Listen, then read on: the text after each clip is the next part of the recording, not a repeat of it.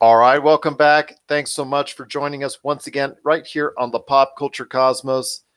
It is Avengers Endgame coming out later this month, and we have already started with so many great thoughts already from us at the Pop Culture Cosmos on what we think is going to go on with Avengers Endgame. But we want to hear out there what everybody, their thoughts and the influences of the Marvel Cinematic Universe when it comes to Avengers Endgame. So I posted out there, just some invitations out there to see if some great people wouldn't mind joining us and telling us their thoughts on a movie in the Marvel Cinematic Universe that has influenced them so much and how it applies to what's going on in Avengers Endgame. And you know what? One of the first people that signed up is actually a great podcaster that's out there. You got to catch two of his awesome podcasts. The one that everybody probably knows already is the Open Mic Podcast. You got to catch it today on Apple Podcasts, Spotify, and so many other outlets. But also, he just started up Confessions of a Single Dad. You got to check that. You got to check that one out as well. It is an awesome podcaster indeed. And I want to welcome to our show, Brett Allan. Brett, Hey, it's great. Brett, it's great to have you on the show. hey, thanks for having me. It's a pleasure to be here, my friend. I always like talking to fellow podcasters and movies and anything pop culture related. So thanks for having me. Oh, no problem. Glad to have you here. And again, if you get a chance, check out his two awesome shows as soon as you can because they are definitely great listens. But we're here to talk Marvel, my friend. And Yes. first off, I guess the movie that you think in the Marvel Cinematic Universe, which now is going on 11 years old now, 22 movies in, what are your thoughts on the movie you think that is your favorite and how it that movie influences what's going to be going on in Avengers Endgame? Well, I have to be honest, my friend. I'm a purist. And for me, it's the original Iron Man, the one that kicked it off 11 plus years ago. Still today, one of my favorite movies. And the reason why I like it so much is because in my little humble opinion, not that it matters a whole lot, but in my opinion, I think that's really what set the stage for how superhero movies should be made. I think they did an awesome job. I think with the technology and the special effects that they had at that particular time, they just did an amazing piece of work. And in 10 plus years later, I think the special effects and everything that goes along with that is just as good as what they've been putting out today. The movies that have just come out recently, Captain Marvel, and of course, Endgame coming up. And so I think that it's just one of the best films out of, I like all of them, but that one in particular stands out to me the most.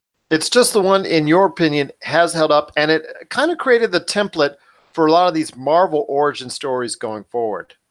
Yeah, absolutely. I think just for the simple fact that the directing, the acting, in my opinion, was top notch. I'll be honest, I was a DC movie guy for a long time.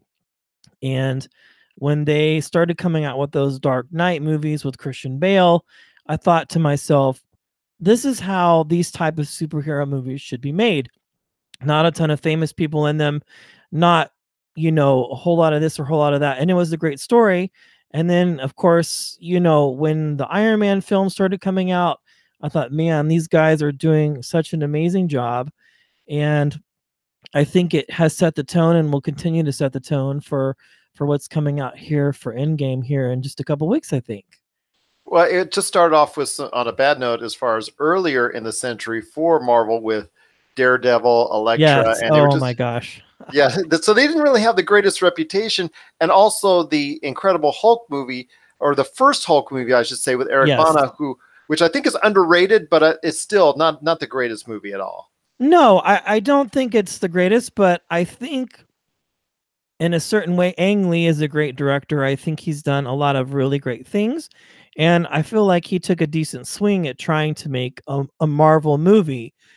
And the movie wasn't horrible, but I kind of think it maybe gave us a precursor or a glimpse, maybe, of how those types of movies could potentially be done if given the right script and the right actors, and of course, the right director. I agree with you totally on that because it just gave you that idea of what was going on. And Ang Lee, he's gone on to do some great work, obviously, with a lot of other stuff he's doing, including Life of Pi, which garnered so many awards during the course of Hmm. its run. And yeah, absolutely, he's been okay with what went on. And no, people seem to forget about that one in the tunes of Marvel Yes. history. They only seem to tune in on Blade, and that's pretty much it as far as I anything forgot quality. about that one. Well, Blade. Blade, to me, Blade is the only quality Marvel movie. You can argue about Benicio del Toro's Blade 2 or even Blade 3 with Ryan Reynolds hamming it up, showcasing a later time in life that he would be going ahead and really actually be able to, I guess, um, find the opportunity to really accentuate his character and his Yes. ideals with Deadpool later on. I agree with you 100% on that. It's funny. I forgot about Blade. That's kind of another underrated film, I think. He's not one of those, I think, typically known Marvel heroes, or maybe an anti-hero, so to speak. Now, not to sidetrack our conversation, but I would love to see them do another Blade film and just do it right. I know there was a TV series for a while and it was okay, but I think given the right, again, I say this, director and script, a good actor, it would be great for them to revamp that whole Blade thing and maybe somehow weave him into the to the Marvel universe. I don't know how they would do it, but it would be interesting to see it happen. If they do it with the X-Men, I have a feeling they're going to do it with Blade because a lot of people like me out there, and it sounds like you as well, have a lot of good feelings towards Blade as a character that I think it would work under the most extreme. But you know what? It's the Marvel Cinematic Universe, and so far they've hit on all the right notes. So I wouldn't put this past them because I think at some point in time, Blade might be an effective tool down the road to be able to, I guess, pick up the Marvel Cinematic Universe at that point in time, because I'm worried after Endgame, the next phase of Marvel movies, as we get more new, as we get an influx of more new superheroes in, maybe Blade will be something familiar that a lot of people would want to see. Yeah, I think so too. And I don't know if Captain Marvel is supposed to sort of be the continuation of all of that, or if they're going to introduce more characters in this last film. I'm not sure, but I agree with you, my friend. I think Blade would be a good way to fit things in with the X-Men. I think it could work out really well if they decide to do that. Maybe they already have that uh in their hip pocket and they just haven't told us yet. I'm sure it's right there on the whiteboard on Kevin Feige's office how he Yes. wants to lay it out. And Yes. now that he has all the Fox properties already with the Disney Fox merger that's already out and done with it, he can now go ahead and plan accordingly. But yeah, it's Iron Man. Obviously, is a great suggestion, and obviously he actually got the ball rolling, and all that, and more. Excuse me. Robert Downey Jr. has done a sensational job in the role. In fact, one of my earlier guests, Daphne Matthew from the Walking Dead fan base, she actually agreed with you that Iron Man is probably the quintessential Avenger when it comes right down to it.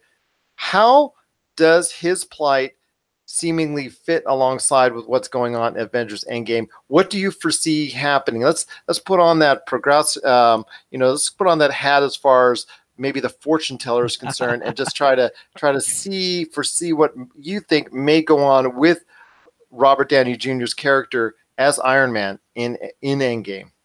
Well, I honestly feel like in Endgame, he's kind of paying for the sins, so to speak, of everything that he's done so far in the other films. If we wind the clock back to Iron Man 1, where this all started, he was promoting and financing weapons and all of these things. And this character was sort of born out of the Iron Man character, sort of born out of the fact that he realized he had messed up and was trying to right the wrongs of some of the mistakes that he had made. And so I think we find him in this film that we're going to see here, sort of maybe trying to make final amends, so to speak, of some of the things that he has done. Now, outside of that, I don't think I know he had said that he was done with the Iron Man films and really didn't want to do another one, but I think they could maybe squeeze out one more sort of after this, potentially, depending on what his plight is. But if I were to assume what were to happen, I don't want to say that he's going to die. I hope not. But I do think that there is going to be a lot more trouble coming for him, so to speak, than we might realize, and from what we've seen so far happen to him. Well, I'm here in Vegas, and I'll tell you this: we are the betting capital of the universe. And informally, when you talk to people out here, Iron Man is a solid number 2 as far as the gonna, just gonna meet his end type of deal. Sure. Right after Captain America. I hate saying it, but you're probably right. It's either Captain America, Iron Man, or both is what I usually hear these days when it comes to who's going to kick the bucket in Endgame. Yeah, I know that it's going to be a tearjerker. That's all I got to say right now on it. But it is Avengers Endgame. It's coming out the 26th of April. Hope you got your tickets because it's crashed all the major ticket sites.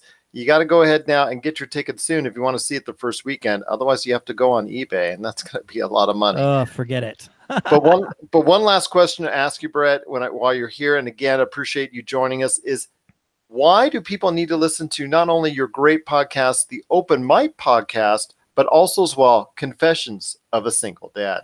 Well, Open Mic podcast, we do pop culture. I interview a lot of celebrities, entrepreneurs, all types of people. And the idea of Open Mic is to get people to talk about things that they might not normally talk about when they're on a show. So to get them away from their talking points and to just really get down to the root of who they are as a person.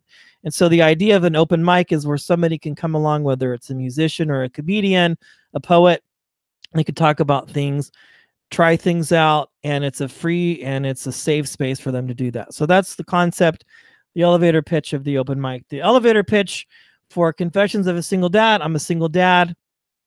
I think single dads do a great job most of the time, hopefully all the time. And so the point of this show is just to kind of celebrate the victories of the single dads. But I always say, if you're not a single dad, you're still welcome to join in. And that's kind of how the open mic started, and then it went away.